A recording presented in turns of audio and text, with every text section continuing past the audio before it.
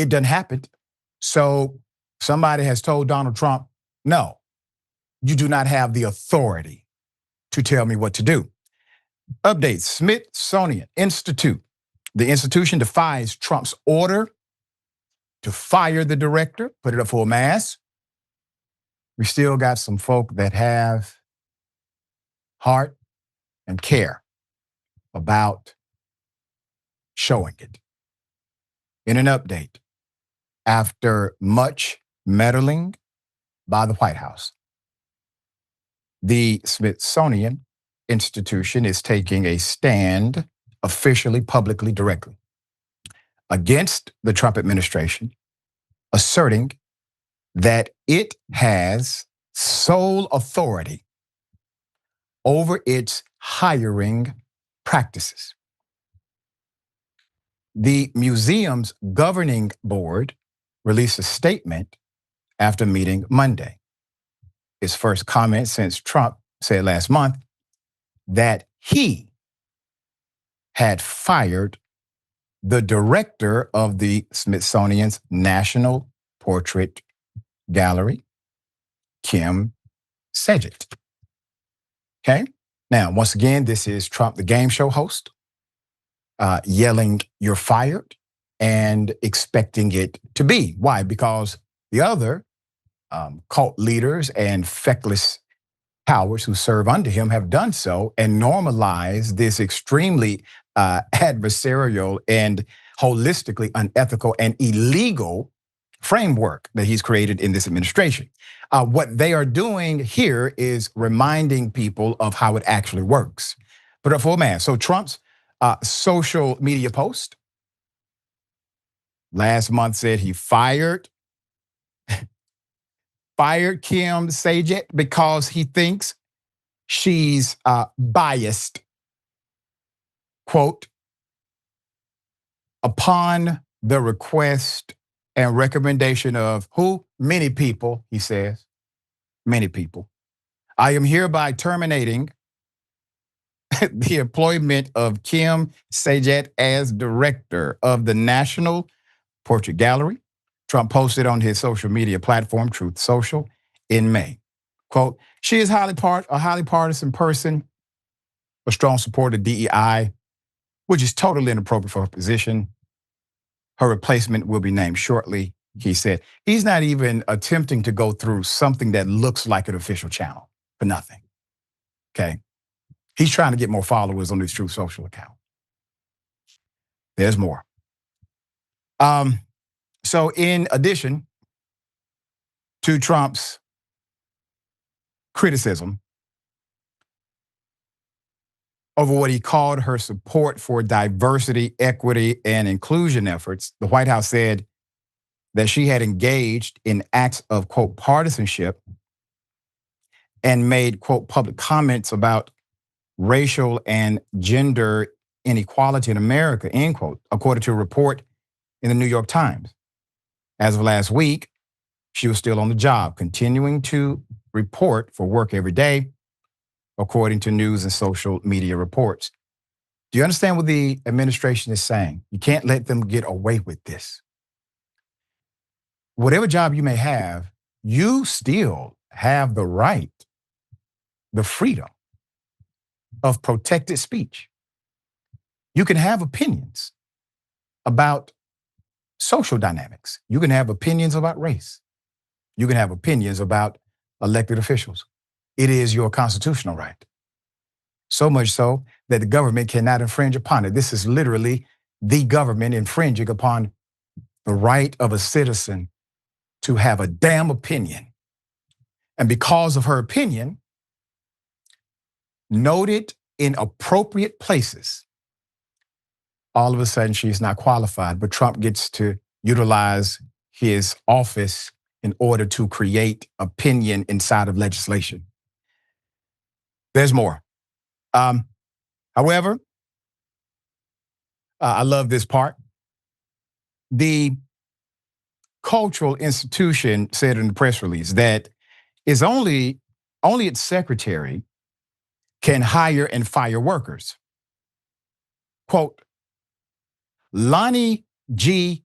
Bunch, is the secretary, has the support of the Board of Regents, and in his authority and management of the Smithsonian, quote, all personnel decisions are made by and subject to the direction of the secretary with oversight by the board, end quote. Bunch, the founding director of the Smithsonian's National Museum of African American History, oversees the Smithsonian's 21 museums, 21 libraries, National Zoo, numerous research centers, education programs.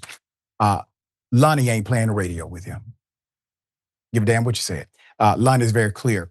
He has the governing authority. Now, the Trump administration, they have gotten away with this with other nonprofits that are partially funded by the federal government. It looks like Lonnie and his whole team, they're leading by example. So the VP got involved because he literally has no other job. So he decided to opine on this matter.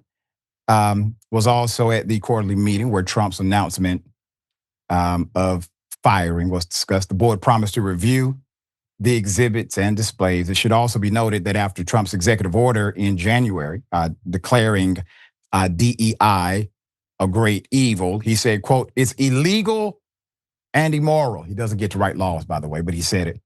The Smithsonian closed its diversity office, froze hiring for federal positions, and ordered its staff to return to the office in April. Now, here's an example of other things the White House has decided to meddle in and we've basically normalized.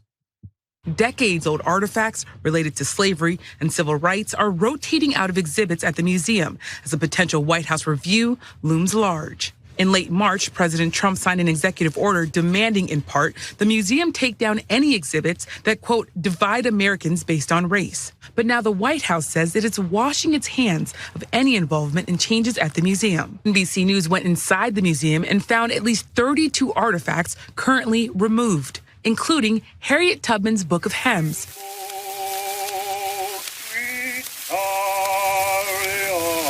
Gospels believed to have been sung as she led enslaved people to freedom through the Underground Railroad. And the narrative of the life of Frederick Douglass, the memoir of one of the most important leaders in the abolitionist movement.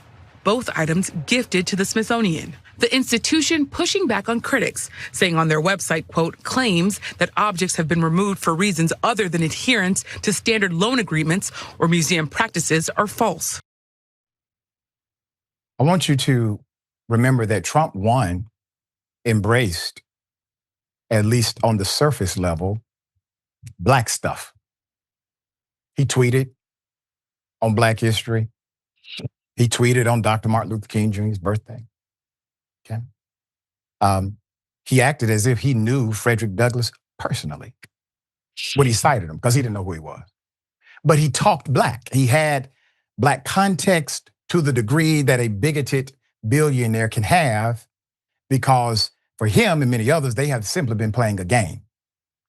What has happened now is that we are all behind the curtain with them. The game show has ended and you see them for who they are. So now he's eliminating everything that references Black. Now he can say the word race, but obviously when you are the majority, the context is provided for those that are in the minority demographic. That's how it works for every country. All right, Waz, thoughts here?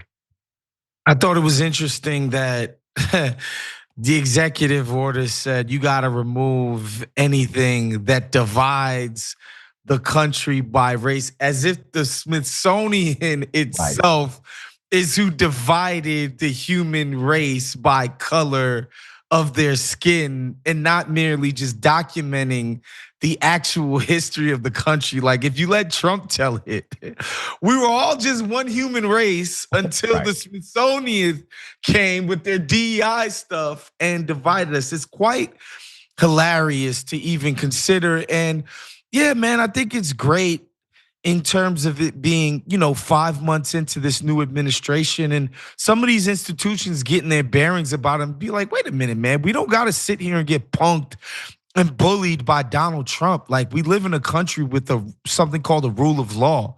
Like, this guy's gonna have to take us to court if he's gonna be able to come Bigfoot us and tell us what to do at our freaking museum. Yeah. Also, I love the idea that there's anybody visiting this museum who like loves Donald Trump at all, like as if that was like a thing. It's one of those things. It's like I would never show up to an NRA meeting. You know what I mean? I just wouldn't. Just not my thing. But like to pretend that like stuff that's going on in there has anything to do with me. It's for people who are curious about the history of the country. Like, I myself, if anything, my critiques about the Black Smithsonian is that doesn't have enough Black stuff and race stuff. I think we could do a more diverse set of Black characters and not just the ultimate winners. But the idea that it's too racial or too divisive is just absolutely crazy, dude. And I'm glad that these guys are stepping up and challenging this guy. Yeah, me too. And there's an interesting dynamic I've considered here. You get rid of the places that tell facts based on their design, like an institution museum, right? You figure out how to get rid of them. You've already gutted curriculum to actively tell lies. You come to a point where Trump would end up saying that white people were actually enslaved. And what record is going to tell you differently? Now, that's an extreme version of the propaganda that's happening, but you see it taking place. Jan 6 went from, on that day, being denounced by Republican leadership to being patriots of freedom in the United States of America. That is how propaganda works with these guys.